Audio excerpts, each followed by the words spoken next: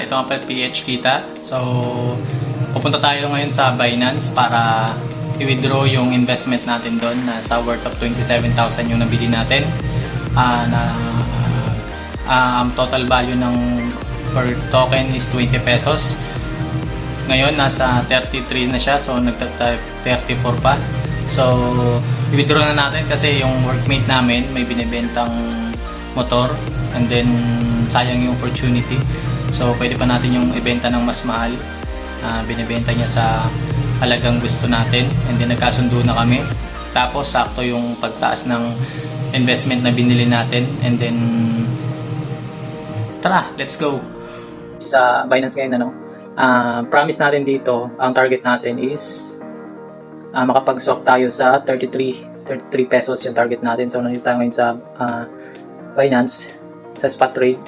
So, nakabili ako dito sa 20 pesos worth of 27,000.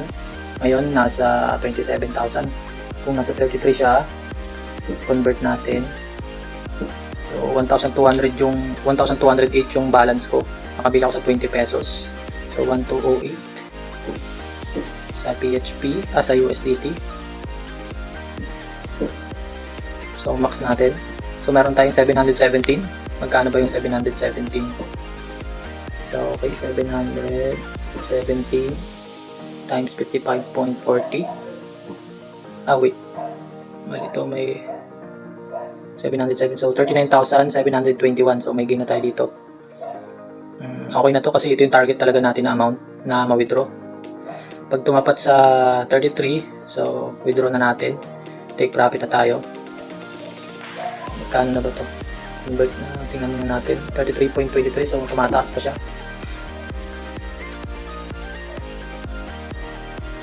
Ayan, tuloy-tuloy pa rin yung pagtaas niya, pagangat niya. So as of now, medyo malakas yung buying pressure dito.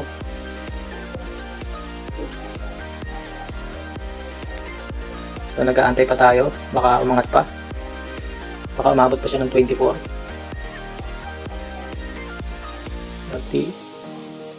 30 minutes. Nasa wallet natin yung YGG 40,000 na. So tara, okay na sa akin to. So ayan naman kasi yung target natin Ayan, 1,208. So nasa 9,000 yung ano natin, pero nasa 27,000 kasi yung puhunan natin dito. Okay, swap na natin sa trades. Check natin. Okay, 31, umaangat pa siya. 9. So ito, swap na natin. Medyo tumubo pa tayo. 49. Okay, umaangat pa siya. Umaangat pa. Check na natin ulit. Okay, umaangat pa siya. Mukhang magta 35 pa. Ito natin saglit. May retracement yan. Okay, pwede na dito. USDT 49. Okay na yan. Sa L na may target talaga natin. So ayun, nakapag-swap na tayo. Tingnan natin kung magkano pa yung tinubo natin.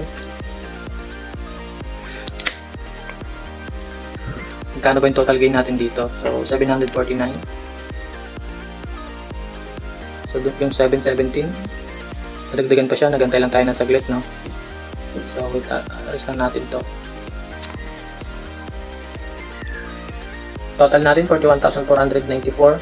So, yung 39,000 natin na target, 39,721. So, dumagdag pa siya ng 1,000 plus.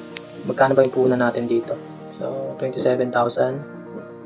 Yung 17,000 binili ko nung nag 20 pesos siya. So, yung 10,000 bumili ako nung nag 25. So, ang total ko is 27,000. So, 41,400, 41,494 minus natin 27,000. So, may gain tayo dito, 14,494. Okay na yan. At least nakita na natin yung paghihintay natin. Na-meet natin yung target natin. So, ayun lang, no? Ayan, completed. So, ayan, pag may gusto tayong bilhin na okay, check na natin. Yan, retracement na. Pero tingin ko tataas pa to. Kasi yung yan na, retracement na. Para tayo, no? Yan. Nag-uumpisa na ulit siyang bumaba. So, check natin sa price. Doon sa ano, para makita natin sa chart. Yan. Pag nag-retracement yan, pwede na ulit tayong bumili. Pwede na ulit bumili pero hindi na natin gagawin yun kasi ang target lang talaga natin is 33 pesos. So, hayaan na natin yan kahit tumaas ng tumaas. At least may gain na tayo, no? Okay na ako, sapat na ako doon. So, check natin yung USDT natin sa wallet. So, dito kasi may yan, makikita nyo yung mga binili ko. So, yan yung portfolio ko. Yan. So, dito sa Beam, meron ako dyang 5,000 yung guna ko dyan. Pati sa IMEX, 5,000. Tika 5,000 yung nilagay ko dyan. So, kung makikita nyo, mga negative pa siya, no? Pero dahil dito sa ICP at saka dito sa USDT, sa YGG, nahatak niya yung loss natin. Mas maganda talagang i-diversify natin yung portfolio natin para kung bumaba man yung ibang asset natin, at least hindi tayo magne-negative 50% no, sa investment natin. So, ingat-ingat lang tayo sa mga binibili natin, lalo na doon sa mga na-hype lang. So, ito, meron na tayong 41,748. So, yung target natin na 39,700, yung 33 pesos. So, nag-exceed pa tayo doon. So, okay na yan. So, ipapalit na natin yan. Okay, transfer na natin yung 751 USDT and then benta na natin yan. Confirm. Okay, and then nasa funding tayo. Punta tayo ngayon ng P2P. Okay, confirm. Max natin. Sell. Max. Okay, sell natin.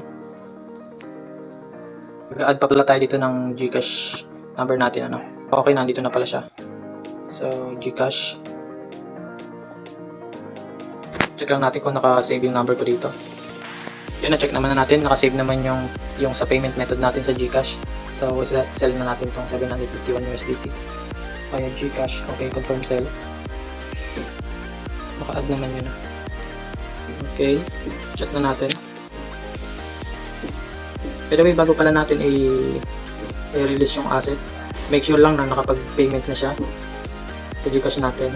Double check lang natin GCash natin kung pumasok ba yung amount. 41,800. So bago natin siya i-release,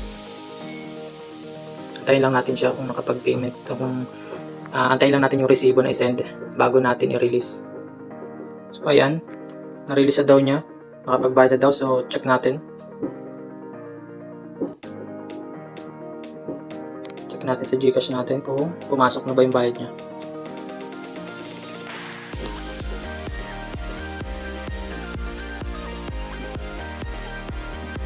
So, ayun. Nag-appear na dito yung bayad niya. So, balik na tayo doon. Release na natin. Napindot naman yung ano. Okay.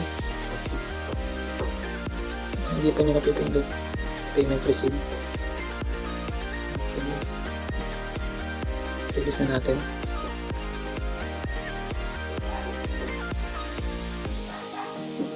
So, ayun. Na-release na natin yung 750. Hindi na tayo mag-feedback.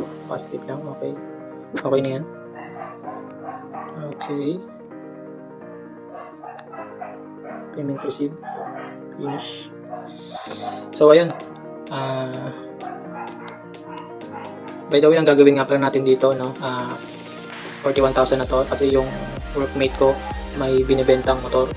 So, ayun yung target natin na bilhin ngayon. So, let's go. Yo, ayun. Na-withdraw na pala natin yung 41,800. At ibibili pala natin siya ng, ito na siya, ibibili natin siya ng Raider. So, may binibentang workmate namin. And then, ayan, ibibili ko. Then, baling, may ginagamit kasi akong motor. So, hindi ko yun siya gagamitin. At gagamitin ko muna yung bibili nating Raider. Yan. Ayan na siya. So, basic. At hindi naman ganun kadali, no? Pero nagantay lang tayo. So, na-meet yung target natin, nag-exceed pa. So, pag na-meet na yung target natin, automatic withdraw na yan. Hindi na natin dapat yan. Antayin pa natataas kasi ang ganda lang expectation natin eh. So, huwag na tayong maging greedy, no? So, pag na-meet na yung target nating amount, so, bumili ako sa 20 pesos. So, ang target ko is 33. So, nag-exceed siya, naging 34.80. So, So, yung target natin na may natagdag pa sa kanya nasa 1 plus, nasa kulang-kulang 2,000, ano? So, ito na siya. Ito na. So, pakita ko na lang sa inyo yung bibili nating Raider. Gagamitin ko siya mga 1 week or 2 weeks or 1 month. Tapos, bali hindi ko siya personal use, no? Ibibenta rin natin siya sa mas medyo mataas na halaga, no? Para mas kumita pa yung pera natin. So, ayun lang. Kung nagustuhan yung video natin at di pa kayo nakasubscribe, please like, share, and subscribe sa channel natin. Peace!